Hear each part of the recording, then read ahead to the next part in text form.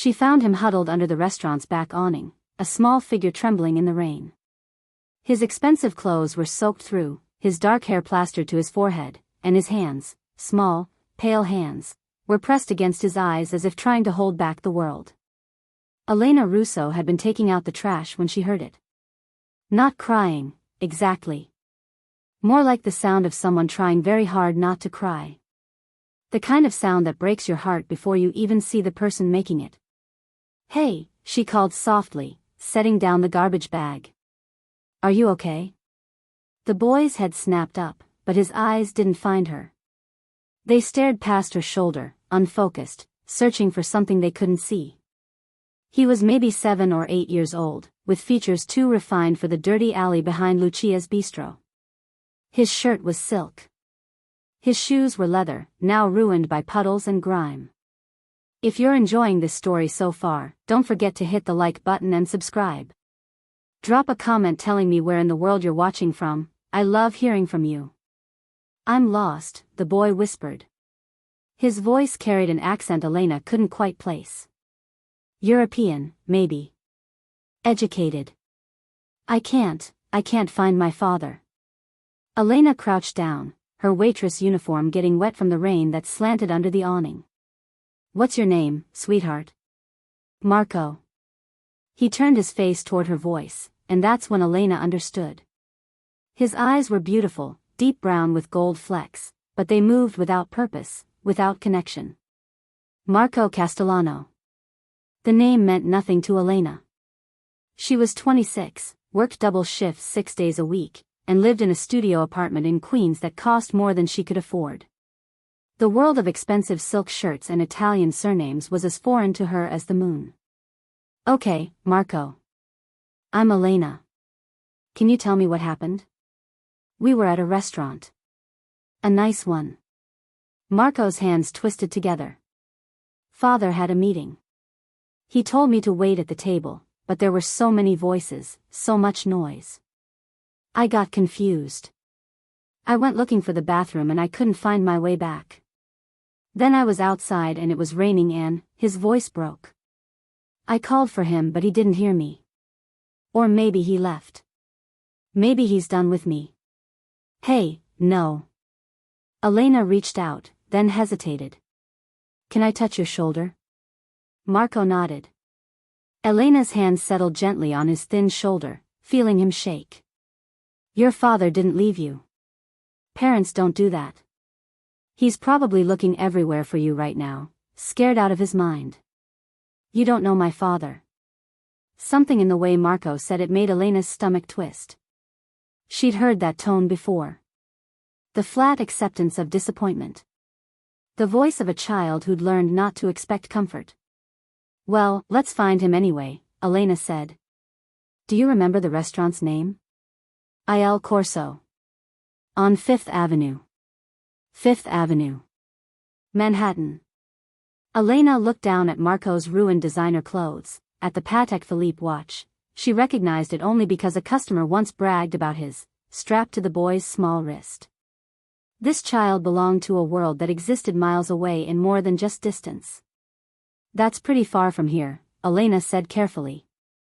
"How did you end up in Queens?" "I don't know. I was walking and then someone asked if I was lost. A man. He said he'd help me find my father but then he took my phone. He said," Marco's voice dropped to a whisper. "He said my father would pay to get me back. He made me get in a car. But when we stopped, there were sirens, and he ran away. He left me on the street. I've been walking for so long. I'm so tired." Elena's blood went cold. Attempted kidnapping. This little boy had been grabbed by someone who saw opportunity in his obvious wealth, then abandoned when things got hot. And now he was here, soaked and shaking, behind a restaurant in a neighborhood where children in $1,000 shoes stuck out like diamonds in dirt. "Okay," Elena said, her mind racing. "Okay, first things first. You're freezing. Come inside." "I'm not supposed to go with strangers." "That's very smart. But I work here. See?" Elena pointed to her name tag, forgetting for a moment that Marco couldn't see it. I'm a waitress at Lucia's Bistro. My boss is inside. There are customers. You'll be safe, and we'll call your father right away. Marco hesitated, then nodded. Elena took his hand, it was ice cold, and led him through the back door into the kitchen.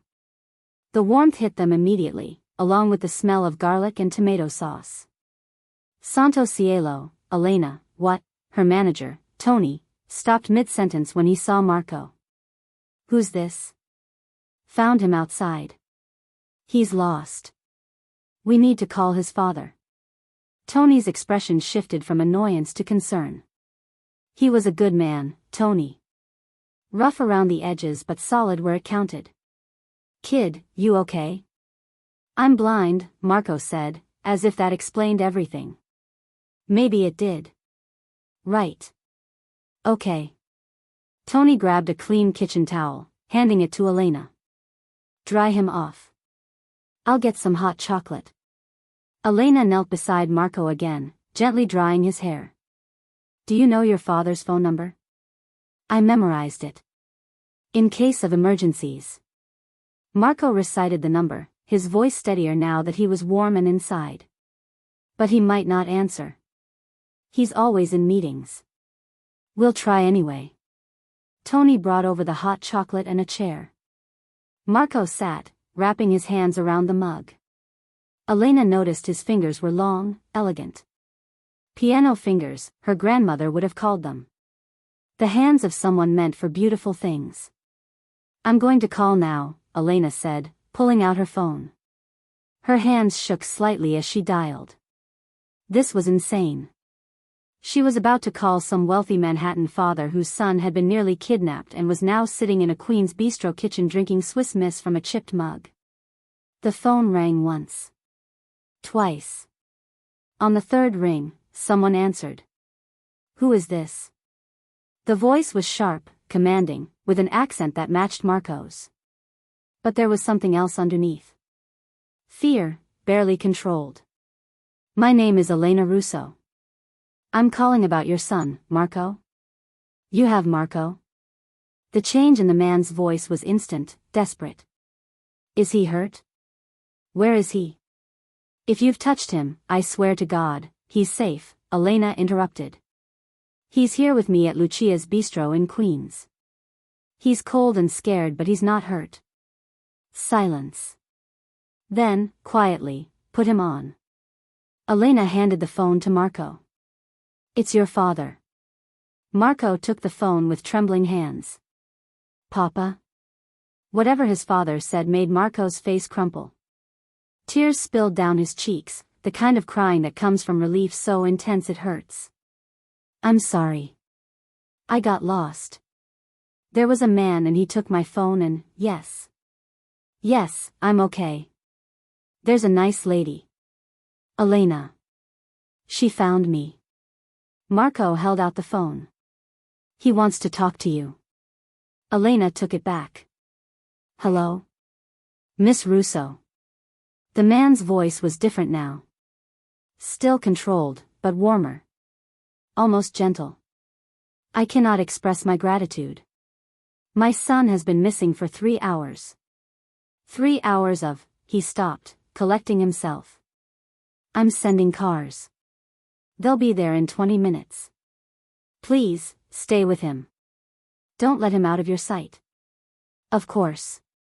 But sir, I think you should know, someone tried to take him. He said a man offered to help, then took his phone and tried to ransom him. Another silence. This one felt dangerous. When the man spoke again, his voice was ice. Did Marco tell you what the man looked like? I haven't asked. I didn't want to upset him more. Wise.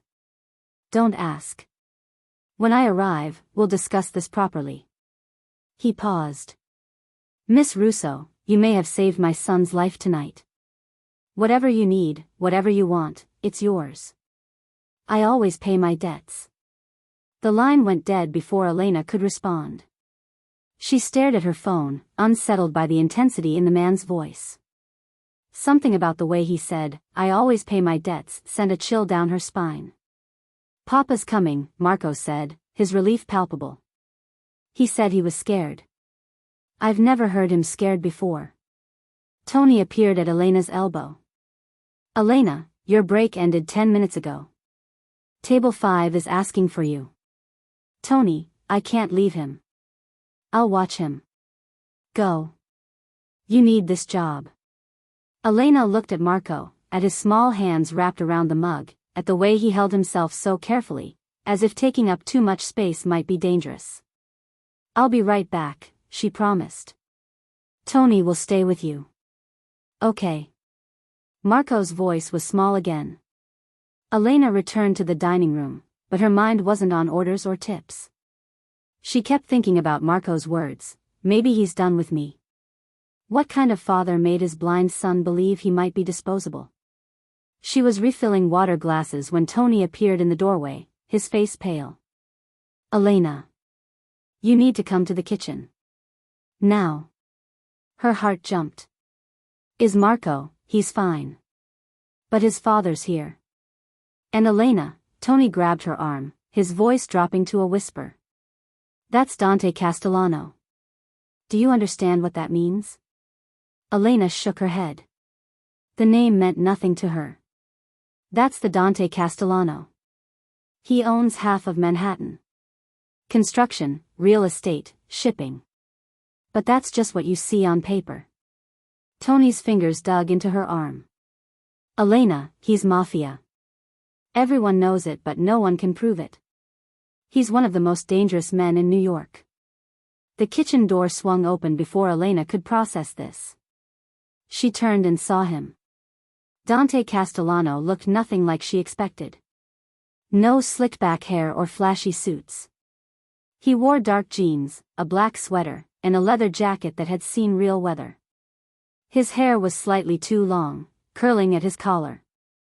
He was maybe 40, with sharp features and eyes the same dark brown as Marco's. But where Marco's eyes wandered, Dante's locked onto Elena with an intensity that made her breath catch.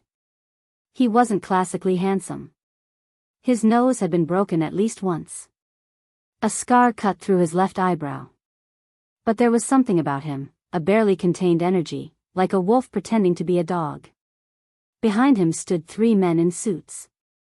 They fanned out, assessing the kitchen, the exits, Elena herself. Bodyguards. Of course. But Dante ignored them. He crossed the kitchen in 4 strides and dropped to his knees in front of Marco's chair. "Marco." His voice cracked on the name. "Figlio mio. Papa." Marco reached out, and Dante caught his hands, pressing them to his face as if confirming he was real. Elena watched, transfixed, as the dangerous man Tony had described held his son like he was made of glass. Dante's hands, large, scarred, clearly familiar with violence, cradled Marco's face with infinite gentleness. "I'm sorry," Marco whispered. "I got confused. The restaurant was so loud and, no apologies. You're safe. That's all that matters." Dante pressed his forehead to Marco's. "I thought, when I couldn't find you, when security said they'd seen you leave," he didn't finish. "He didn't have to." Elena saw it in his face, the terror of a father who'd imagined the worst. After a long moment, Dante stood, lifting Marco with him. The boy wrapped his arms around his father's neck, and Dante held him like he'd never let go. Then his eyes found Elena. "Miss Russo." She nodded, suddenly aware of her stained uniform, her practical ponytail, the smell of marinara sauce that probably clung to her clothes. Next to Dante Castellano, she felt very small and very ordinary. If you're hooked on this story, make sure to subscribe and turn on notifications so you never miss an upload. Your support means everything and helps me bring you more emotional stories like this one. "Thank you," Dante said simply. "Thank you for finding my son. He was outside. Anyone would have, no." Dante's voice was firm. "Not anyone. Many people would have walked past. Some would have called the police and left him to the system. You brought him inside. You kept him safe. You called me. His jaw tightened. You have no idea what that means to me. One of the bodyguards stepped forward, holding out an envelope. Mr. Castellano would like to offer compensation for your time and kindness. Elena stared at the envelope.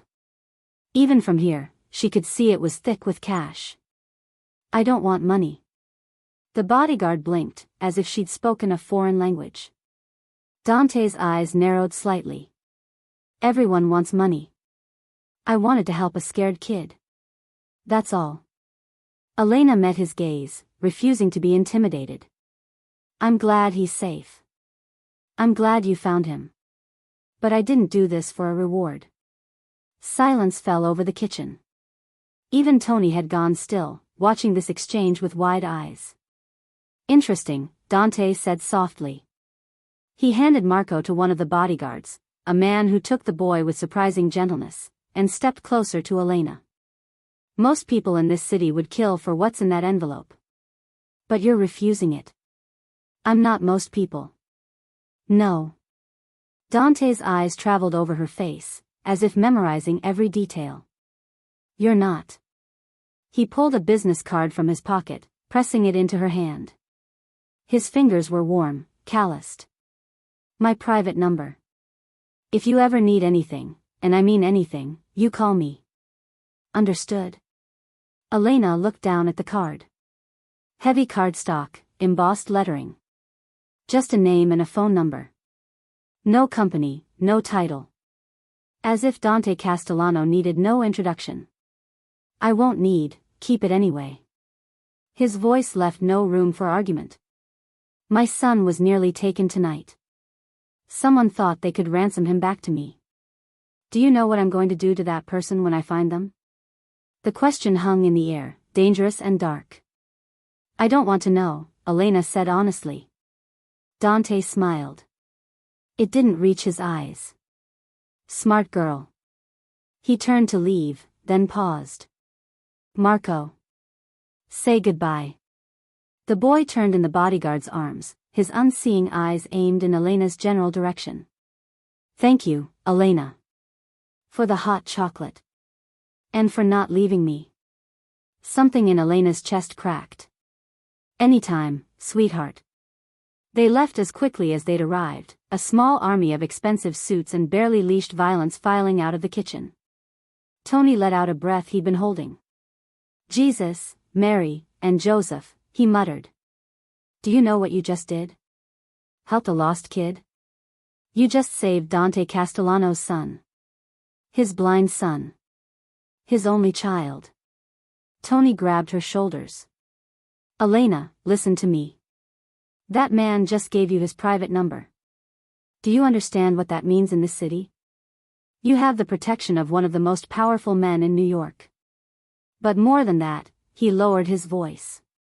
You have his debt. And men like Dante Castellano take their debts very seriously. Elena looked down at the business card still in her hand. The embossed letters caught the kitchen's fluorescent light. She thought about Dante's eyes, the way they'd assessed her like a puzzle he needed to solve. She thought about Marco's small voice saying, maybe he's done with me, and the terror in Dante's face when he'd held his son. This was a man who loved fiercely, who protected what was his with absolute ruthlessness. A man who existed in a world Elena had only seen in movies. And somehow, she'd just stepped into his orbit. I should get back to my tables, Elena said, tucking the card into her apron pocket. Elena, I know, Tony. I know what he is.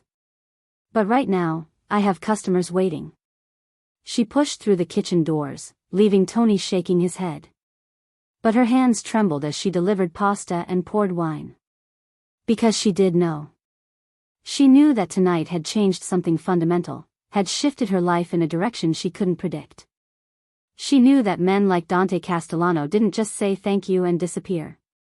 And she knew, with a certainty that both thrilled and terrified her, that she would see him again. The business card in her pocket felt like it was burning through the fabric, a talisman of a debt unpaid and a future unwritten. Elena finished her shift on autopilot, her mind miles away, replaying the scene in the kitchen over and over. She thought about Marco's tears and Dante's barely controlled fear. She thought about the way Dante had looked at her, really looked at her, as if she mattered. No one had looked at her like that in a very long time. And that, more than anything else, should have been her first warning. 3 days passed before Elena heard from Dante Castellano again. 3 days of normal life, serving tables, dodging her landlord's calls about late rent, eating ramen for dinner, while the business cards sat on her nightstand like a grenade with the pin half pulled. She told herself she wouldn't call. Told herself that night had been a one-time thing, a moment of intersection between two worlds that would never touch again. She told herself a lot of things that turned out to be lies. On the 4th day, a man in a tailored suit appeared at Lucia's Bistro during the lunch rush. He wasn't one of the bodyguards from before. This man was older, silver-haired, with the kind of face that had seen everything and been impressed by none of it. "Elena Russo?" he asked, his voice carrying the faint rasp of a lifetime smoker. Elena balanced 3 plates on her arm, exhaustion making her snappish. "Unless you're here to order food, I don't have time for whatever you're selling." The man's lips twitched. Almost a smile. "Mr. Castellano requests your presence at dinner tonight. 8 o'clock. A car will collect you from your apartment." Elena nearly dropped the plates. "Excuse me? It's not a request." The man placed another card on her tray, this one with an address embossed in gold. "Marco has been asking for you." Mr. Castellano thought it would be good for his son to see a friendly face. He paused, his eyes traveling over her stained uniform with something that might have been sympathy. "Dress is casual. You'll be dining at the family residence, not a restaurant." He left before Elena could form a coherent response. Tony appeared at her elbow, having witnessed the exchange. "Tell me that wasn't what I think it was. Dante Castellano just invited me to dinner." "Jesus." Tony pulled her aside, away from curious customers. "Elena, you need to understand something. When a man like that invites you into his home, into his family space, it means something. It means he's decided you're worth his attention. And that attention," he shook his head. "That attention is the most dangerous thing you'll ever have. It's dinner. For Marco. The kid's blind and traumatized. I'm a familiar face. Keep telling yourself that." Tony's expression was grim. "But Elena, listen to me. Men like Dante Castellano don't do anything without a reason. If he's bringing you to his home, it's because he wants something. You need to figure out what before you walk through that door." Elena worked the rest of her shift in a daze.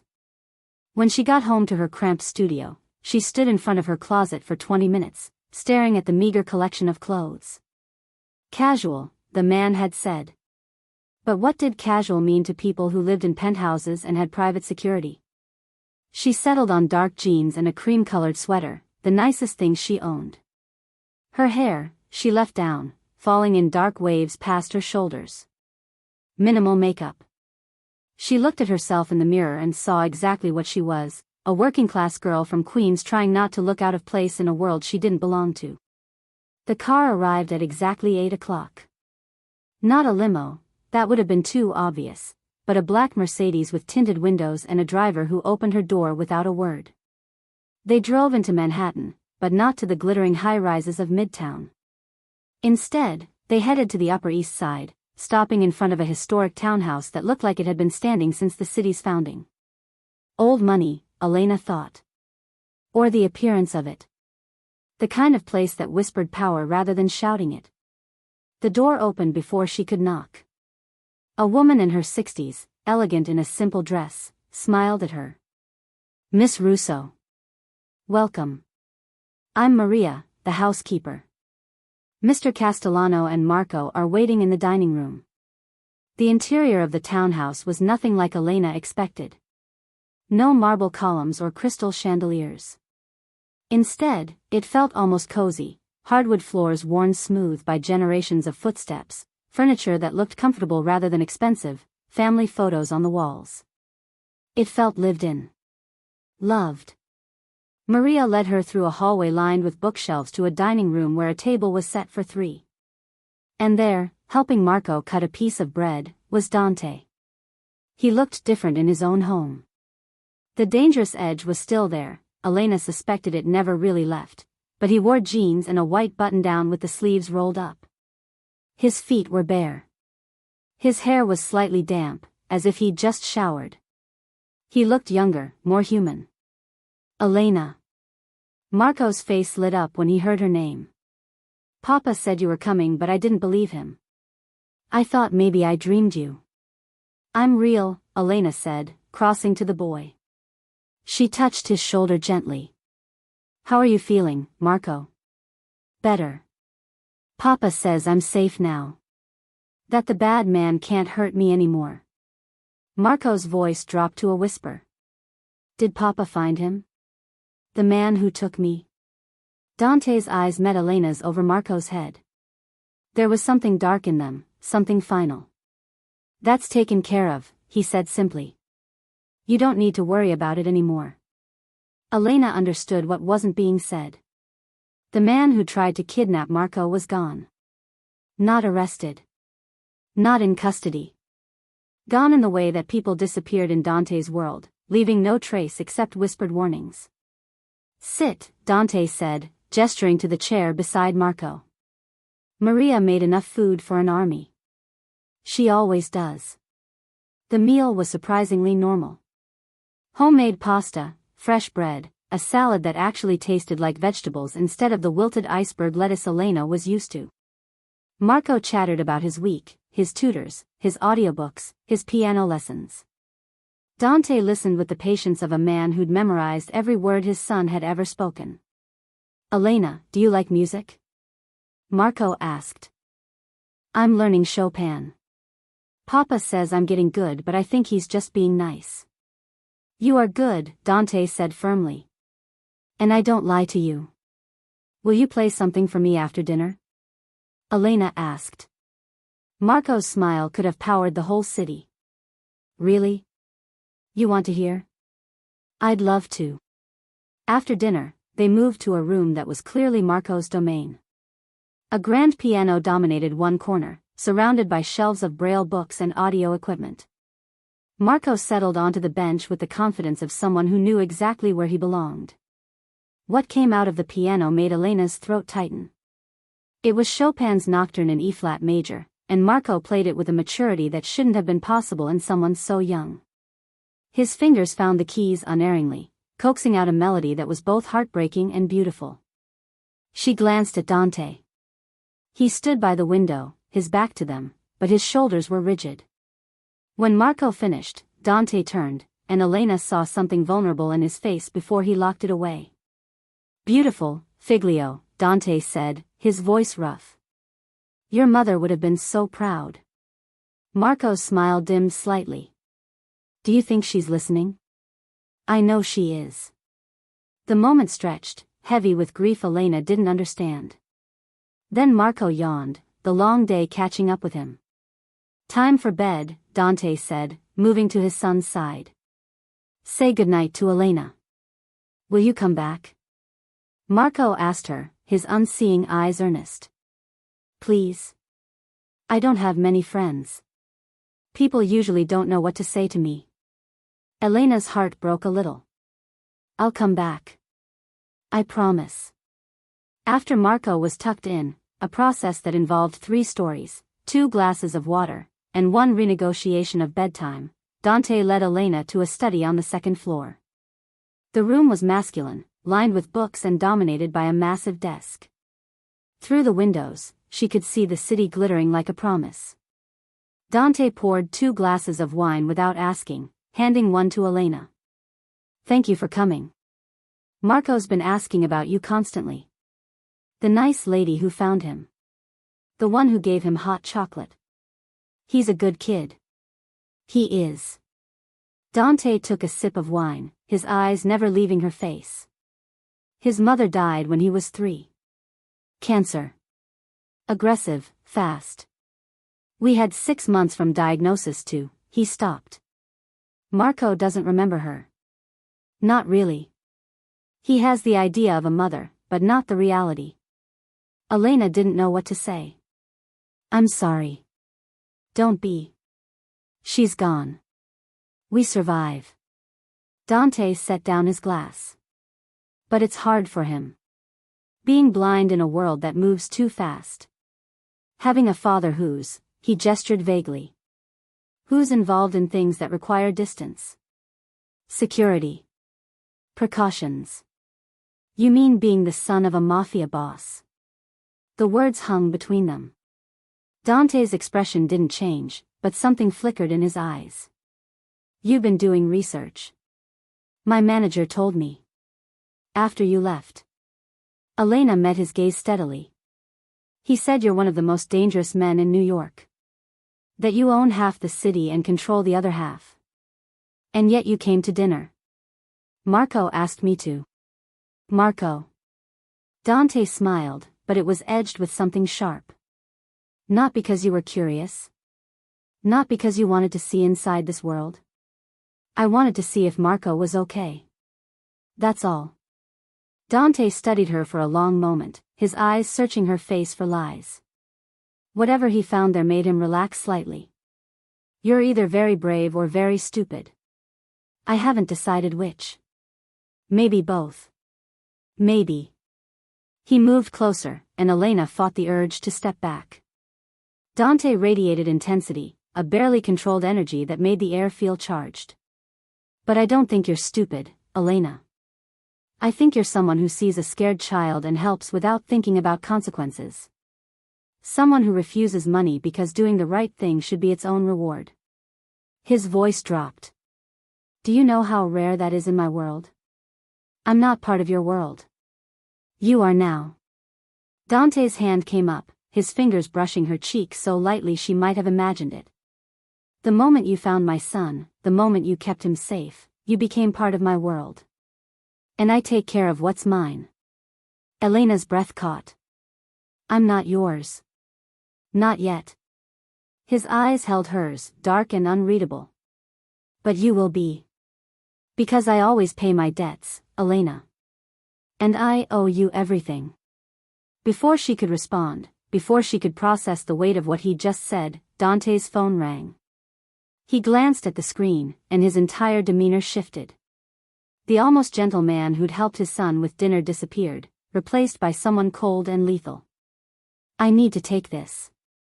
He stepped away, his voice dropping to rapid Italian. Elena caught only fragments, names she didn't recognize, references to shipments and territories and problems that needed to be handled. She was still processing his words. You will be mine. Not a question. Not a request. A statement of fact, as if her consent was irrelevant, as if he'd already decided her future. She should have been angry. Should have walked out. Instead, she felt something else entirely. Something that scared her more than Dante's reputation or his power. She felt intrigued. Dante finished his call, his expression grim. I need to go.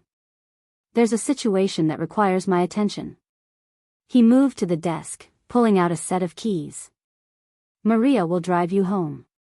But Elena, he caught her hand, pressing something into her palm. Take this. It was a key. Heavy, old-fashioned, clearly important. What is this? A key to this house. For emergencies. Dante's grip tightened. Marco trusts you. That means I trust you.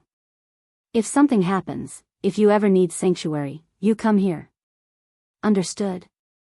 Dante, I can't, you can and you will. His voice left no room for argument. My world is dangerous, Elena. By helping Marco, by being seen with me, you've put a target on your back whether you realize it or not. So you take the key. You keep it safe. And if anything feels wrong, you come here. Fear crept up Elena's spine. What kind of danger? The kind that comes from people knowing you matter to me. Dante's jaw tightened. I have enemies. Many enemies. Some of them would hurt you just to hurt me. I won't let that happen. This is insane. I helped a lost kid. That doesn't mean, it means everything. Dante pulled her closer, his other hand coming up to cradle her face. In my world, Elena, there are only two kinds of people, those who matter and those who don't. You matter. To Marco, yes. But also, his thumb traced her lower lip, a gesture so intimate it stole her breath. Also to me. Elena's heart pounded. She should push him away. Should run from this beautiful, dangerous man and his broken son and the world they inhabited. But she didn't. She stood there, frozen, as Dante leaned in close enough that she could feel his breath on her skin. I'm going to kiss you now, he said quietly. If you don't want that, tell me to stop. Elena didn't tell him to stop. Dante's mouth found hers, and the kiss was nothing like she expected. Not rough or demanding, but almost careful, as if he was afraid she might break. His lips moved against hers with a gentleness that contradicted everything she knew about him, everything she'd been warned about. When he pulled back, his eyes were dark with something that looked like wonder. Denazione, he breathed. I wasn't expecting that. Expecting what? You. His hands framed her face. I wasn't expecting you, Elena Russo. But here you are. And now I don't know what to do with you. You could let me go. I could. His smile was sad, knowing. But we both know I won't. And we both know you don't really want me to. He was right. God help her, he was right. Elena stood in that study, holding a key to a life she'd never imagined, and felt something shift inside her. Something reckless and dangerous and utterly inevitable. I should go, she said, but she didn't move. You should. Dante's thumb traced her cheekbone. But you'll come back. For Marco, you'll tell yourself.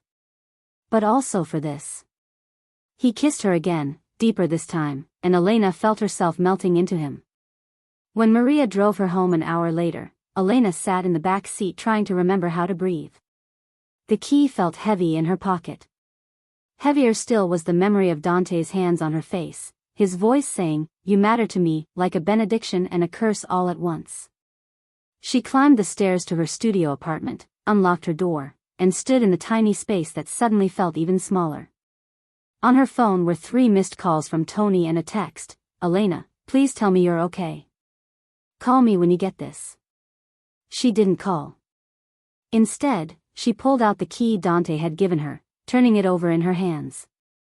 It was old, ornate, the kind of key that opened something important. Something permanent. A key to his house. To his world. To a future she hadn't chosen but was already hurtling toward.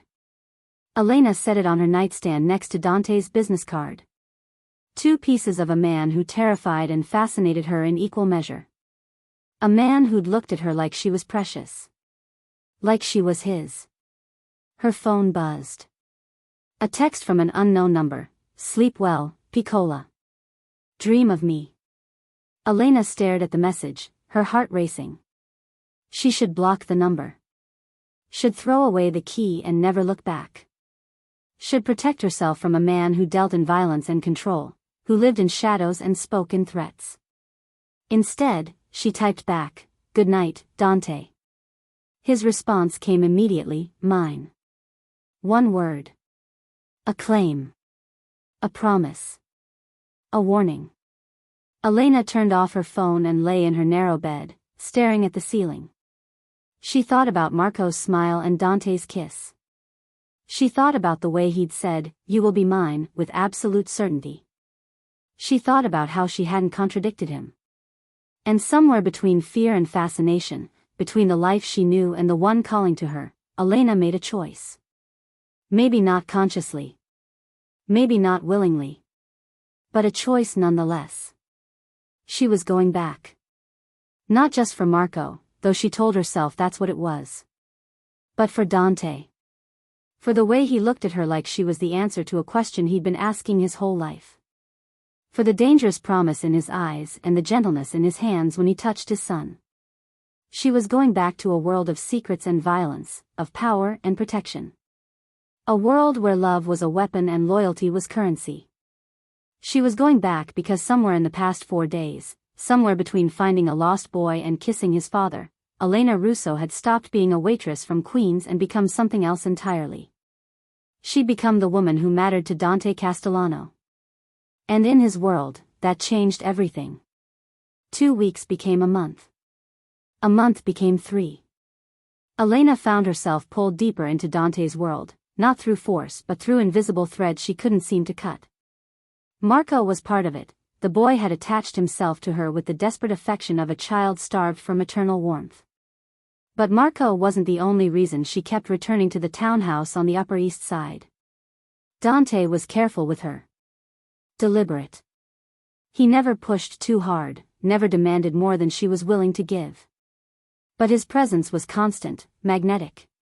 He'd appear at the bistro during her shifts, sitting at a corner table with his security detail, ordering coffee he never drank while watching her work. He'd send cars to pick her up, taking her to Marco's piano recitals at exclusive venues where she was the only person not wearing designer clothes. He'd call her at midnight, his voice rough with exhaustion, just to hear her talk about her day. "Tell me something normal," he'd say. "Tell me about the customer who complained about his pasta or the broken dishwasher. Tell me about a world that makes sense." And Elena would talk, understanding somehow that for Dante, her ordinary life was an escape. A glimpse of something he'd never had and could never fully possess. But the boundaries between their worlds were blurring. Elena noticed it in small ways first. The regular customers at Lucia's who suddenly became overly polite. The landlord who stopped calling about late rent. The way people moved aside when she walked down her street, as if an invisible circle of protection surrounded her. "They know," Tony said one night after closing. "Everyone in the neighborhood knows you're under Castellano's protection." That's a powerful thing, Elena. But it's also dangerous. "I'm just helping with Marco."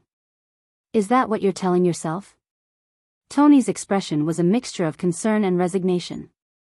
"Because that man looks at you like you're air and he's drowning. And you look at him the same way." Elena wanted to deny it. Couldn't. Because Tony was right. Somewhere between Marco's piano lessons and late-night phone calls, between Dante's carefully controlled touches and the way his eyes followed her across every room, Elena had fallen. Not the safe, comfortable kind of falling. The dangerous kind. The kind that felt like standing at the edge of a cliff and choosing to jump anyway. It all came to a head on a Tuesday night in December. Elena was at the townhouse helping Marco with his homework, reading assignments he'd listened to, then discuss with her. Dante was supposed to be in meetings all evening, but he came home early, his face a mask of barely controlled fury. "Marco, go to your room," he said, his voice too calm. The boy's head turned toward his father's voice, picking up on the tension. "Papa, what's wrong?" "Nothing you need to worry about. Go." Marco left reluctantly, his cane tapping against the hardwood. When his door closed upstairs, Dante turned to Elena. "Pack a bag. You're staying here tonight." "What?" "Dante, I can't just, there's been a development." He pulled out his phone, showing her a photograph. It took Elena a moment to understand what she was seeing. Her apartment building. Her door. And spray-painted across it in red, Castellano's whore. Elena's blood turned to ice. "When did this happen?" 2 hours ago. "One of my men was watching your building." "Yes, I have someone watching your building," and he called it in immediately. Dante's jaw was so tight it looked painful. "This is a message. From the Russo family." "The Russo family?" Elena's mind was spinning. "But that's my last name. Different Russos. They're a crew out of Brooklyn. Small time, but ambitious." Dante's eyes were black with rage. "They've been pushing into my territory for months. I've been patient, trying to avoid a war. But this," he gestured at the phone. "This crosses a line. They know about me. Everyone knows about you, Elena. You're the woman Dante Castellano brings to his son's recitals. The one he has dinner with in public. The one he stopped, running a hand through his hair. They know you matter to me. And that makes you a target. Elena sank onto the couch, her legs suddenly unreliable. This was real. This was her life now, spray-painted threats and men watching her building and the constant awareness of being seen, being known, being vulnerable. I should leave, she said quietly. Go back to my apartment, quit my job, maybe move to another city. If I disappear, they'll lose interest. Dante crossed to her in 2 strides, dropping to his knees in front of the couch. His hands found hers, gripping tight enough to anchor her. You're not leaving. Dante, no. Listen to me. His eyes burned with an intensity that stole her breath. I've spent my entire life building walls. Keeping people at a distance because distance is safety. I learned that when I was younger than Marco, learned it watching my father die because he trusted the wrong person. I swore I'd never let anyone close enough to be used against me. His grip tightened. And then you found my son in the rain. You brought him inside and gave him hot chocolate and called me like he was precious.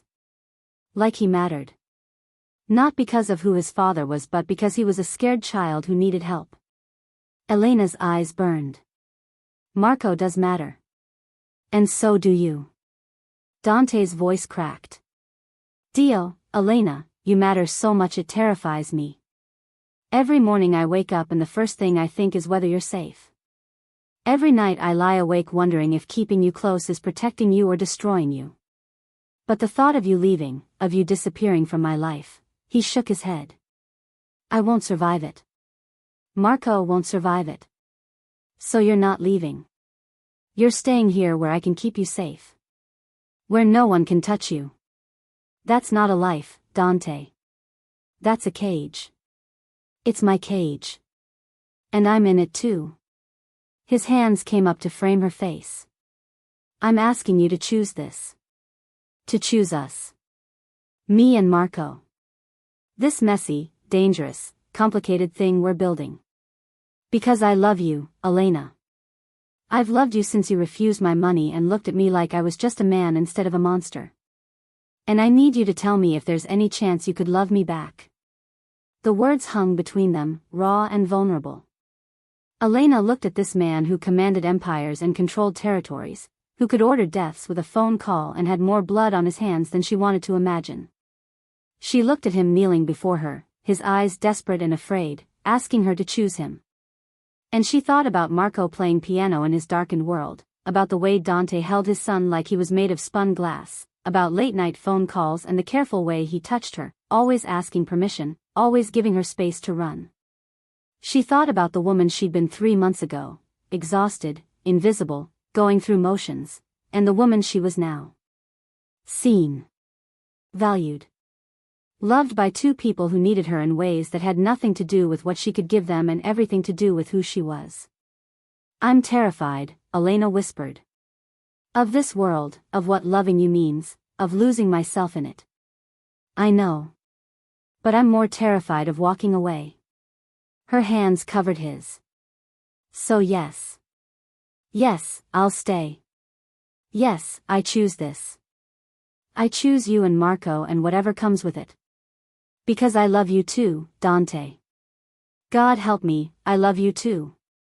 Dante pulled her off the couch and into his arms, holding her so tight she could barely breathe. His face buried in her hair, and she felt his shoulders shake with something that might have been a sob or might have been a laugh or might have been both. Mine, he breathed against her neck. Finally mine. Yours, Elena confirmed. But that goes both ways. You're mine too, Dante Castellano. All the darkness and danger and broken pieces. Mine. He pulled back just enough to kiss her, and this kiss was different from all the others. This one was a promise, a claim, a beginning. When they broke apart, both breathing hard, Dante rested his forehead against hers. I need to handle the Russo family. Make it clear what happens when someone threatens what's mine. Will it be violent? Yes. He didn't lie to her. Didn't soften it. But necessary. They need to understand that touching you means war. And I always win wars. Elena swallowed hard. I don't want to know the details. You don't have to. That's my world, my burden. I'll keep it separate from you as much as I can. But I'm part of it now. Part of your world. In the ways that matter, yes. But the blood and violence, he cupped her face. That stays with me. You get the man who comes home to you. The one who reads to Marco and burns dinner and falls asleep during movies. Not the monster the streets whisper about. You're not a monster. I am. But maybe, his thumb traced her cheekbone. Maybe with you, I can be something else too. The sound of footsteps on the stairs made them pull apart. Marco appeared, his expression anxious. Papa? Is Elena leaving? I heard voices and I thought, Elena's not leaving, Dante said firmly. She's staying. With us. Permanently, if she'll have us. Marco's face transformed. Really? Elena, really? Elena crossed to him, taking his hands. Really? If you want me here. Want you here? Marco's voice broke. I've been wishing for you every night. Wishing you could stay. That you could be, he stopped, suddenly shy. Be what, sweetheart? Be my mom. Is that stupid? You're not my real mom. I know that. But you feel like what I think a mom should feel like. And Papa's happier when you're here. Less sad. Less lonely. Elena's eyes filled with tears. She looked at Dante over Marco's head, saw the raw emotion on his face. That's not stupid at all. And she had to stop, collect herself. I'd be honored. To be part of your family. Both of you. Marco threw himself into her arms, and Elena held him while he cried. Happy tears this time. Relief tears. Dante joined them, his arms coming around both of them, creating a circle of protection and love that felt unbreakable. Later, after Marco was asleep and Dante had made a series of phone calls that Elena didn't listen to, they sat in his study sharing wine and silence. The Russo problem will be handled by morning, Dante said quietly. They'll either back off or they won't. If they don't, he shrugged. Then I do what I've always done. I protect what's mine. And if it never ends? If there's always another threat, another family, another war? Then we face it together. Dante pulled her closer on the couch. This is the reality of my life, Elena. I can't change what I am or what I do. But I can promise that I will always, always, keep you and Marco safe. Even if it costs me everything. Elena settled against his chest, listening to his heartbeat. Tell me about her. Marco's mother. Dante was quiet for so long she thought he wouldn't answer. Then, Angelica. We met young, fell hard. She knew what I was, what my family did, but she loved me anyway. Or she thought she did. His voice turned distant. When Marco was born blind, something broke in her. The guilt. She blamed herself, thought she'd done something wrong.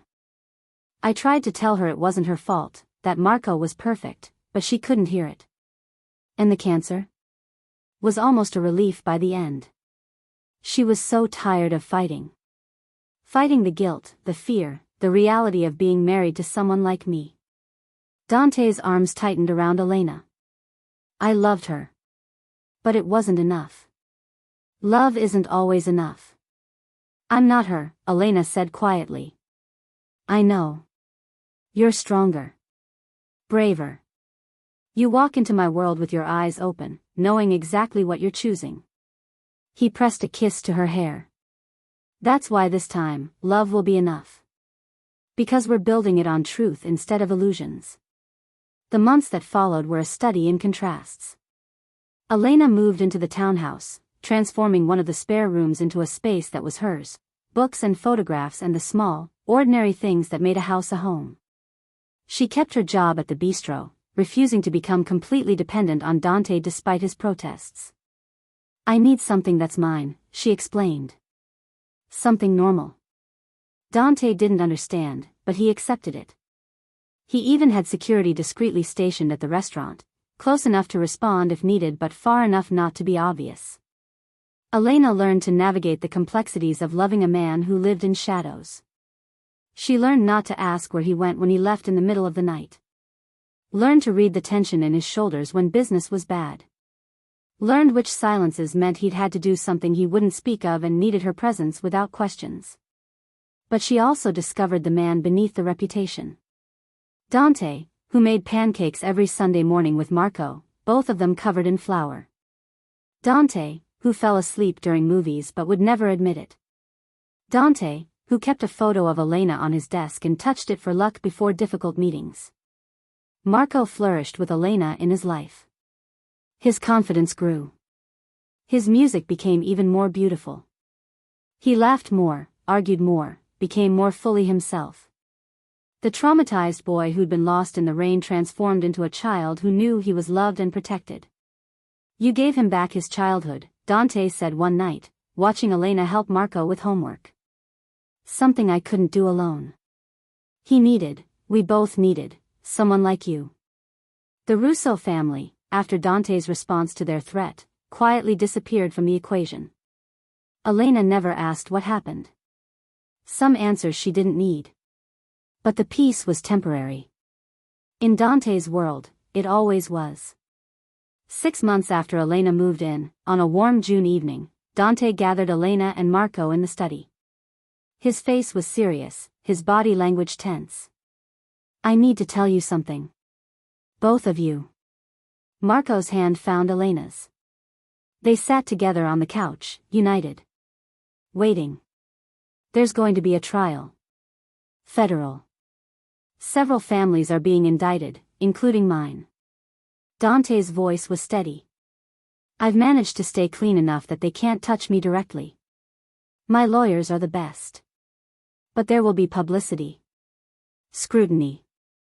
Your name, Elena, will come up. You'll be questioned about our relationship, about what you know. Elena's heart pounded. What do I say? The truth. That you're my partner. That you know I'm in construction and real estate. That you love my son and we're building a life together. His eyes held hers. You don't know anything about my other business. And that's the truth, Elena. I've kept you separate deliberately. To protect you. Will you go to prison? No. But some of my associates will. And I'll be watched more closely. Things will be difficult for a while. We'll handle it, Elena said firmly. Together. Marco's voice was small. Papa, I'm scared. Dante crossed to his son, kneeling before him. Don't be. I've prepared for this. Protected you both. No matter what happens in that courtroom, you and Elena are safe. That's not negotiable. That's a promise. The trial lasted 4 weeks. Elena attended every day, sitting in the gallery while prosecutors painted a picture of organized crime that sometimes included glimpses of Dante's empire. She held her head high, ignored the photographers, and refused to be intimidated by the process. When it was over, Dante's prediction proved accurate. Several of his associates went to prison. Dante himself walked free, his legitimate businesses providing enough cover to avoid conviction. But the cost was high, relationships severed, territories lost, the careful balance of his world disrupted. Through it all, Elena stayed. She stayed when the press camped outside their house. Stayed when old friends stopped calling. Stayed when Dante came home exhausted and defeated, needing her strength when his own ran out. Why? He asked one night, months after the trial. Why do you stay? You could have walked away 100 times. Found someone normal, someone safe. Elena took his face in her hands, making him meet her eyes. Because I love you. All of you. The parts that are light and the parts that are shadow. Because you're a good father and you've never lied to me and you hold me like I'm precious. Because Marco needs us both. Because we're a family, Dante. And families don't walk away when things get hard. You're the best thing that ever happened to me, Dante whispered. You and Marco. My whole life, I've built empires and fought wars and accumulated power. But none of it means anything compared to this. To coming home to you. To watching Marco grow up safe and loved. To having something worth protecting instead of just surviving. Then protect it, Elena said simply. Choose us. Every day, choose us over the empire. I do. I will. He kissed her softly. Ti amo, Elena. Now and always. Years passed. Marco grew into a talented young man, his blindness no longer a limitation but simply part of who he was. He gave concerts that brought audiences to tears. He went to college, studying music composition. He fell in love, broke hearts, had his heart broken, lived fully. And through it all, Elena and Dante stood together. They married quietly in the townhouse garden, just the three of them and a judge. No fanfare, no publicity. Just promises made and kept.